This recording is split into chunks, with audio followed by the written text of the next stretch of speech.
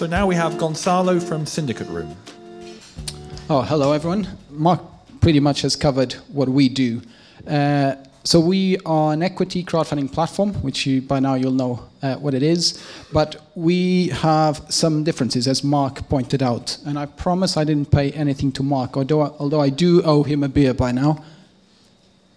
Right. So we are a highly curated platform. So it's all about quality, not quantity.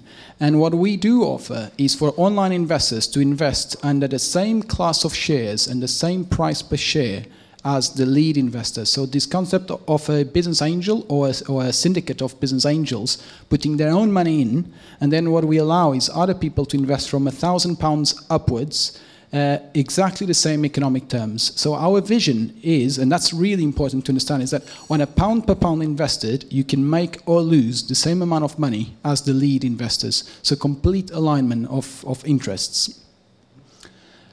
And that makes us the only investor-led platform in the UK at the moment. I'm sure there will be others, but all this means is that, for example, the investment terms are the same terms as the lead investor negotiated with the entrepreneur, down to the level that the investor is happy to put their own money in. And that's really important because I'm an entrepreneur myself, right? And we are investor-backed, we are business angel-backed. And when I went to meet business angels and I talked to them about the business, they were right, yeah, we like the team, we like the model, da-da-da-da-da-da.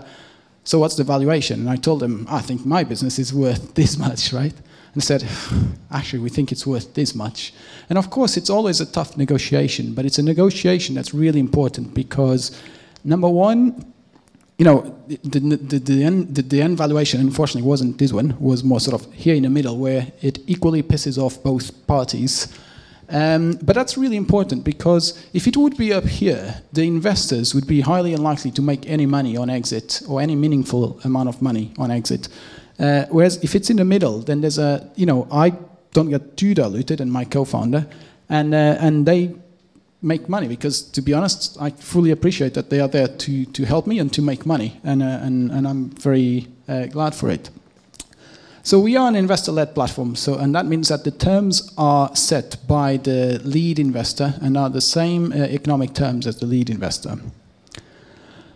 This means we need to have some special investment criteria. So as I said, it's all about quality, not quantity. So we turn down a huge amount of businesses. But one of the key terms is that we require the business to have at least 25% of the funding round already in place before being listed with SyndicateRoom. And this is the concept of the lead investor or syndicate of investors putting their own money in.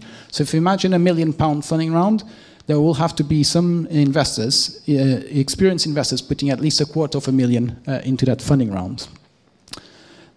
Can't be a rich uncle, sorry. It has to be an independent investor that actually has an interest, economic interest of making money out of that investment. We tend to name the investors, although the more successful they are, the least likely they are to want their name out there, which is a shame for us.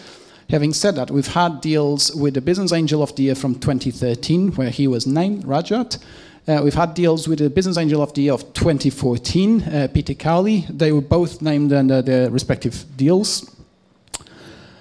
We focus on slightly larger rounds, slightly later stage. So we have done, but we don't tend to focus on SEIS, only if there's something very special about the team or the product or the service. Usually it's between $250,000 and 2 million funding round. And the investment, so the company has to be a UK company, and the shares, as I said, the shares are exactly the same as the lead investor. This is key, this is really, really important. No second-class citizens. Everyone takes the same class of shares and same price per share in the funding round. So, I met Mark for the first time about 12 months ago when we were just about to start. And Mark was doing the research, which was really, really good research. But when Mark talked to me, we had no idea, right? Back then, Crowdcube had done about just over 10 million. Seeders was about 5 or 4 or 5, I can't remember. And Mark asked me, so how much do you think you're going to do in the first 12 months? You know, those guys are way ahead. They already have all the coverage and all that. I think we'll do 1 million, 1.5 million, maybe 2 million if you're really successful. And that's what I told our investors as well, by the way. As we crossed the 12 months, we did just over 10 million, which was the number that Mark presented. And that was just 3 weeks ago. Today, as it stands, we just passed the 12 million barrier. And that's how much it's growing in the first 12 months. So really, really, really interesting space. Our largest raise has been done for 1.85 million. And this is the number I really would like to highlight. This wasn't just for my ego, to be honest. That's the one that I'm really proud of.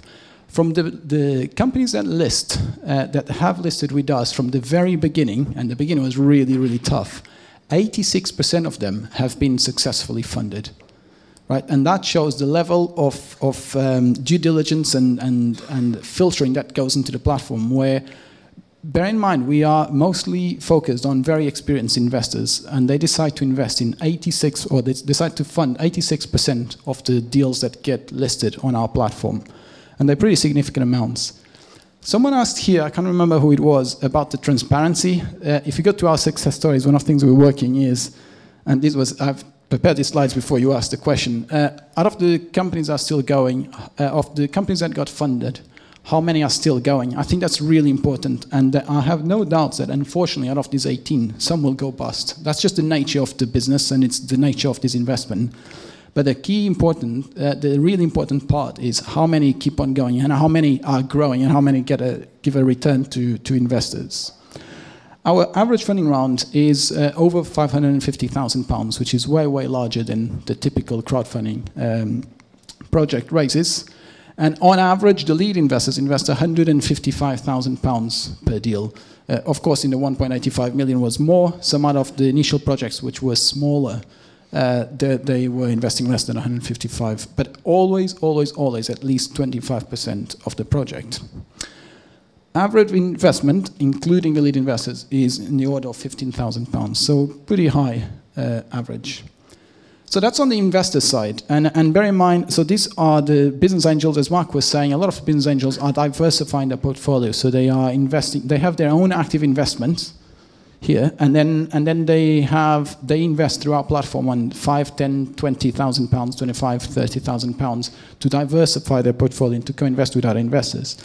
But the beautiful thing about this is that any online investor that is sophisticated enough can invest from £1,000 onwards, together with these guys that might be investing 10, 50, whatever thousand pounds it might be.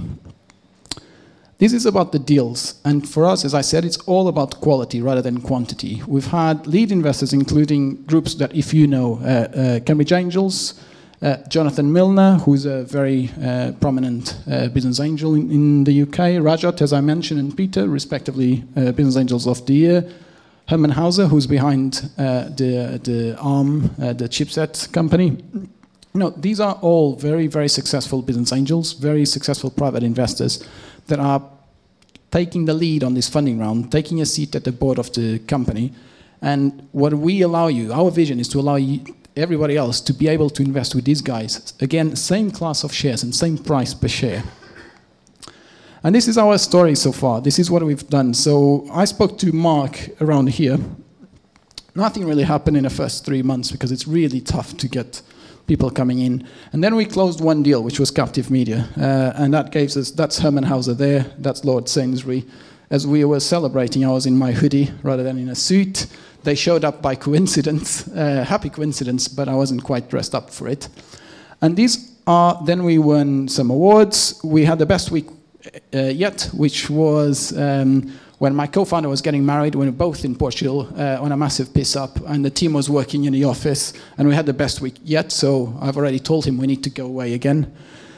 And then we reached 10 million just before we turned 1 year old, which was great. Now, a little bit about these businesses, and someone asked the question about the type of projects in crowdfunding platforms. I think it was you, correct? There's a huge difference here is that all of these deals, or most of them, are very IP-based businesses. They are healthcare, so Apta Biosciences was 1.85 million, right? When they approached us, I didn't even understand what they were doing. We had to call specialist advice in-house. Time for Medicine, fertility focus, cyphersurgical, all healthcare, very IP-based. Ego Airplanes, very engineering, IP-based companies. You know, Canary, Oval, Highview, Aristech, they have, in the total is 80, I have it actually here, 83 patents in 18 businesses. So it's very, very IP-based. It's not the typical consumer product that is very easy to understand, but just because I buy bread, bread doesn't make it a good investment, right? So these are, and again, that only reinforces the importance of having a lead investor, someone that really knows the technology, someone that has kicked the tires in terms of the IP. And then if you think about it, about that subtlety, right? They're not a fund manager. They're not saying, or an advisor, right? They're not telling you, guys, this is a really good deal. You should invest there. I'm not investing my money, but you should invest there. What actually they're saying is, look, I don't care if you invest or not. I'm putting my own money in. Then what you do is up to you. You make your decision. But I've kicked the tires for my own benefit, and I'm investing my money. So really subtle difference, but a very powerful difference. And just before I say thank you, I took some notes from the questions that were asked before, if I may. Is that right? Just to answer a couple of questions that were asked. One of them was speed of the market. Mark was saying, you know, we talked about a year ago, we thought they would be doing £1 to £2 million in our first 12 months. We've done over 10 million. Then I spoke to Mark about a week and a half ago, and he asked me, so how much have you raised so far? And I told him, and that's all night. And Mark mentioned the number now, and it's already out by 1.5 million since a week and a half ago, because we closed 2 big deals in the meantime. The type of projects I've already answered. Where's Mr. FCA man? Is he still around? Hello, there you are. You asked a really good question about the risk and whether retail investors actually are they fully appreciate the risk or not. Mark gave a really good answer. I'd love to talk to you about that one privately, but the politically correct answer is, I think that the risk of losing all your money is really easy risk to understand, and people understand that, right? Don't worry about it. Look, risk is very easy. You can lose all your money. But the risk that people don't fully appreciate is the risk at success stage. So if the company becomes successful, and particularly if VCs come in and more complex corporate structures, are the investors protected or not? And as soon as you talk about preemption, drag along, tag along, faces go completely blank, as they should, to be honest. Look, I've never read a full insurance contract that I've done in my life. I shouldn't have to, right? I should be protected anyway. Same thing should be happening here. I don't think it is, but it definitely should. And then the percentage of failures, I've already talked about transparency. I think it's really, really key for the industry, for platforms to be transparent about the businesses that got funded. And to me, success is not about the money going in. It is now, because we're only 12 months old, right? But the real measure of success will be capital getting out.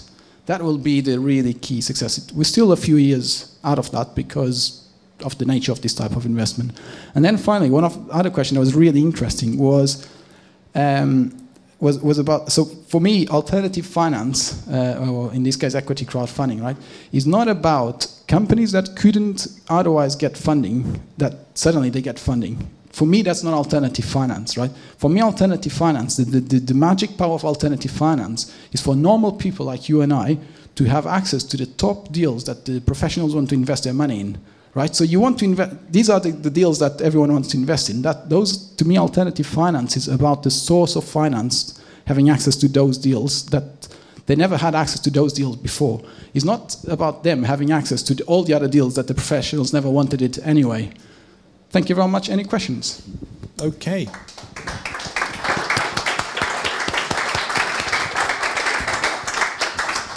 Are there actually any questions left after Goncalo worked his way through all of this? Okay, so here we go. Simon. Hi, great presentation. Thank you. I should confess that I do act for one of your competitors. And I think on the point of the various tag-along and so on rights, it's one thing to include them, as we have. It's another thing for people to actually exercise them. So I think that's another thing to consider. What I'm interested, though, in relation to the sector generally is that there's a perception amongst those who only focus on the risk, and I kind of want to glance to our FCA colleague, and we're not going to do that, to ignore the value that the target businesses nevertheless contribute to the economy. in the meantime while they're busy failing, as some people would think they're trying to do. Have you a concept of how many people have been employed by your 18 businesses, for example? Is that, I just couldn't see from the back, is that a metric you currently track? And any other kind of beneficial metrics that you could put out there to say these businesses are contributing more than just, you know, lining people's pockets? No, absolutely. So thank you very much for that. One of the things that business angels keep on saying is that when they invest in a business, it's not just about making money, it's also about doing good.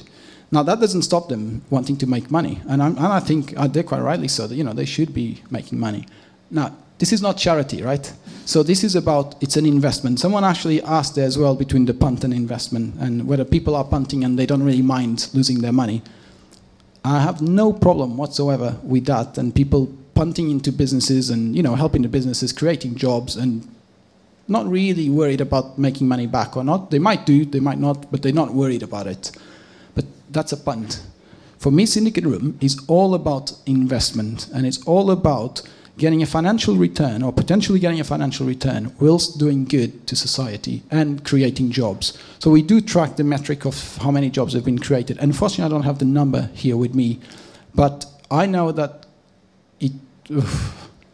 I know because the funding rounds are much larger as well. Quite a lot of the companies open about 10 and over 10 vacancies the day after they get the money. But that's just because the funding rounds are a lot larger, right? When you get 1.85 million pounds in the bank, you have to do something with it, and it's about growing the business. So those metrics actually for us will be very, very good, but I don't have the metrics here. But actually, I'm going to investigate, because those would make us look very good. But thank you. Next stage of development, are you going to go elsewhere than the UK? Are you expanding? I mean, group of business angels in Europe are quite strong as well. Sorry, ask that again? Next stage of development, where are you going? As a region? As you can imagine, that would be confidential information, but would be rather silly just to want to stand still when we're having so much early traction. Brilliant. Brilliant. Goncalo, thank you very much. Very good.